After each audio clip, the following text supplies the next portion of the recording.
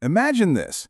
You're in the middle of a fairy tale, but instead of porridge and bears, you're dealing with interest rates, inflation, and GDP numbers.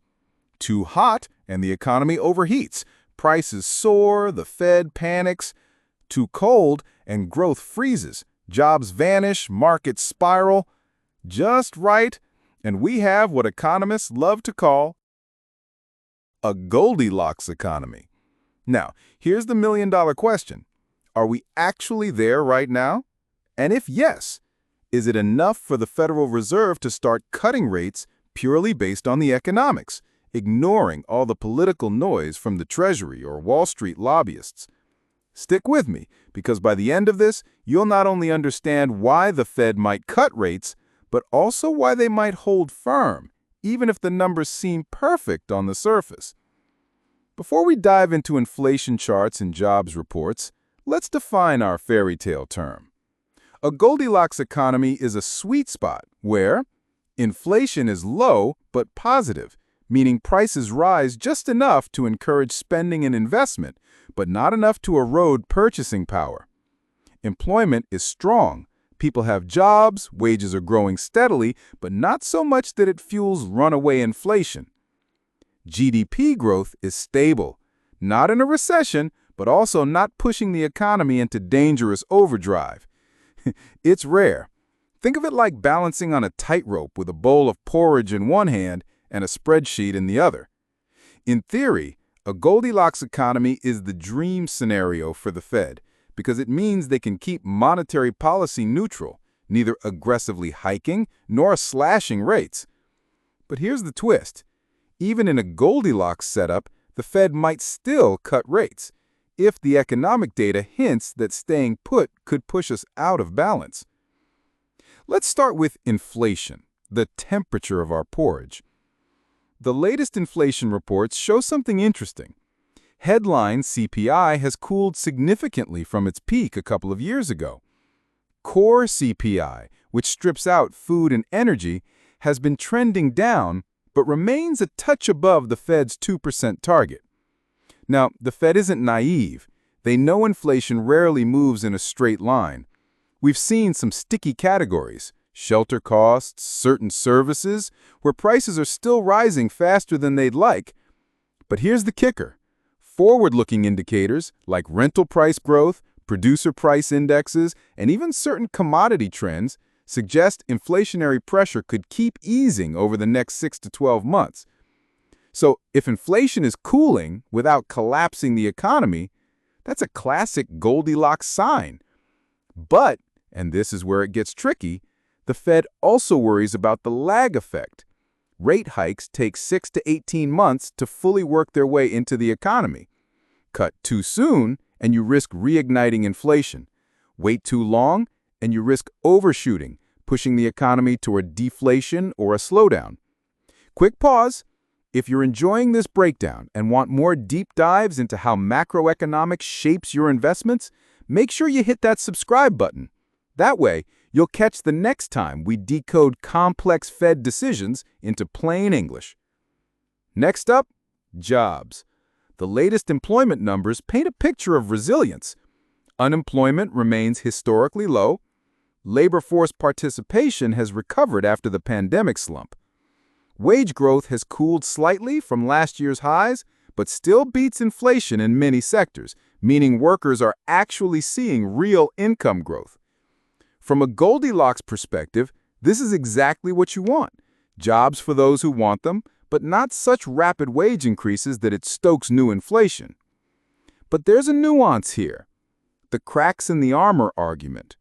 While the top-line numbers look great, certain indicators hint at softening.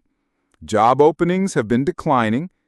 Temporary hiring is down, often a leading indicator of broader job market slowdowns. Some sectors, like tech and manufacturing, have seen rounds of layoffs, even if they're not dominating the headlines.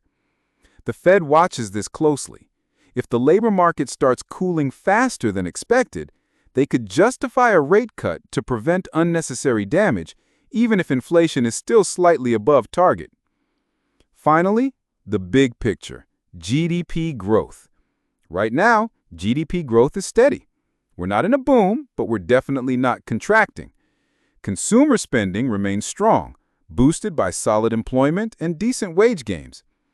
Business investment is steady, though not spectacular as companies navigate higher borrowing costs.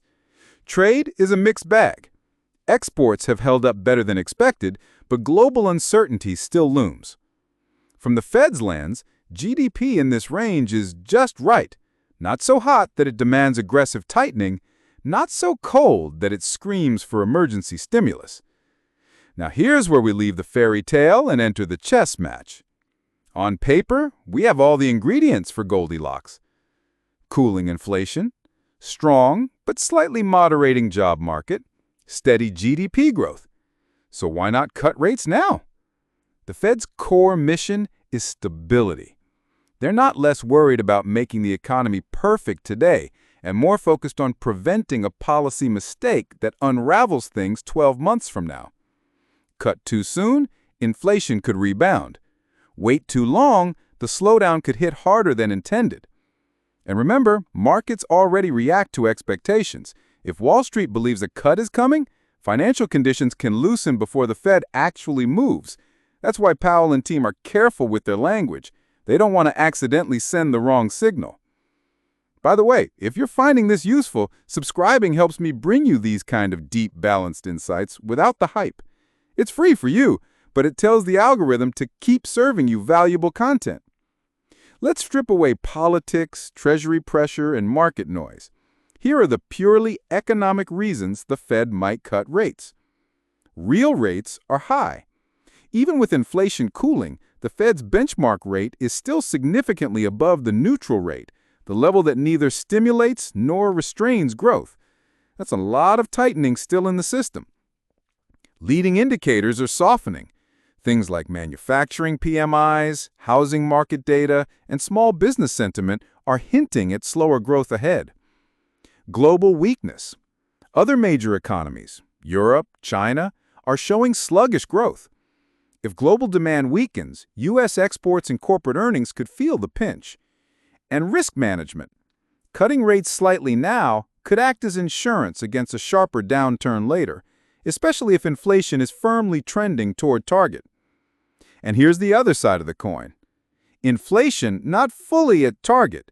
While the trend is encouraging, the Fed has been burned before by declaring victory too early. Financial conditions already loosening. Stock markets near highs, credit spreads tightening, all signs that the economy isn't under severe stress. Lagged effects of past hikes. The full impact of previous rate hikes hasn't been felt yet. A cut could undermine that process. And credibility risk. The Fed doesn't want to look like it's bowing to political pressure, especially if the data doesn't scream emergency. If you want to decode the Fed's next move, here's what matters most in the coming months. Core PCE inflation. This is the Fed's favorite inflation measure. Watch if it dips toward or below 2%.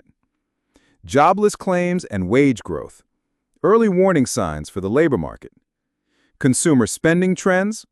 If spending slows meaningfully, that's a red flag. Business investment data. Companies cutting back too much can signal a growth problem. So are we living in a Goldilocks economy right now? Based on the data, yes, we're close. Inflation is cooling, jobs are plentiful, and growth is steady. But the Fed's job is to keep it that way. And sometimes that means not acting even when everything feels just right. The irony is, in a true Goldilocks economy, the best move is often to do nothing. But in today's world, with political pressure, market expectations, and global uncertainty, doing nothing is harder than it sounds. Whether the Fed cuts or holds, the decision will be less about today's headlines and more about where they think the economy will be a year from now.